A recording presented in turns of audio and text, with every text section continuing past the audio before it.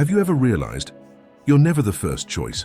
Not the first person they call, not the first person they pick, not the first person they prioritize. And the worst part? You've started getting used to it.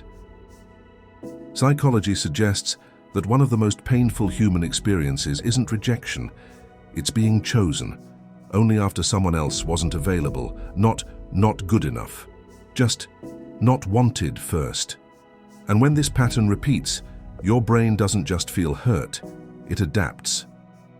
Today, we're breaking down the hidden psychology of people who are never the first choice, and how that experience silently reshapes their confidence, relationships, and identity. If you've ever felt like a backup plan, this might explain why. Being second doesn't look dramatic. There's no big argument, no clear rejection, just subtle patterns. They text someone else first, they invite someone else first, they get excited about someone else first. And you tell yourself, it's fine, but the brain tracks repetition, and every time you're second, your self-worth drops just a little. Eventually, you stop asking, why do they do this? And start asking, what's wrong with me? People who are rarely chosen first learn something dangerous. It's safer to ask for less. They become easygoing. Low maintenance, understanding. They don't complain.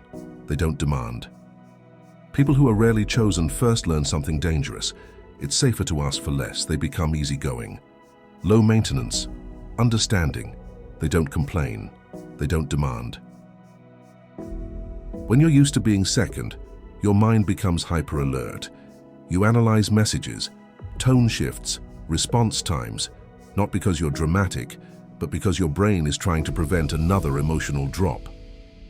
You become emotionally intelligent, but also emotionally exhausted, because you're constantly scanning for signs that you're being replaced again. Here's the paradox.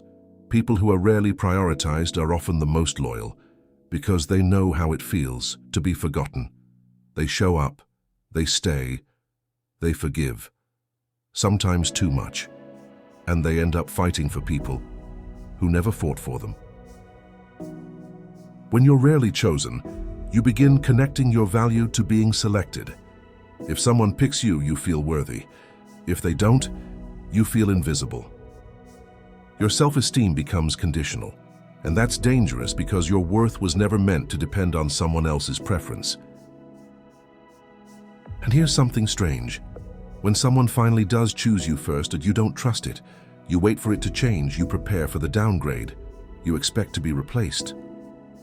Because past experiences create future expectations, and your brain whispers, this won't last. This pattern often starts early: childhood comparisons, sibling competition, being the easy kid, being overlooked emotionally. The brain learns through repetition. If you repeatedly feel second, it becomes part of your identity, not because you lack value, but because the pattern was never interrupted. The first step is awareness. Being someone's second choice is not your identity, it's an experience. Second, stop shrinking yourself to fit into someone else's comfort zone. The right people don't require a smaller version of you. Third, learn to say no. You don't have to always be available to prove you matter. And most importantly, start choosing yourself first, because if you don't prioritize yourself, the world won't either. Maybe you weren't someone's first choice, but that doesn't mean you're not someone's best choice. Sometimes you're just in the wrong room.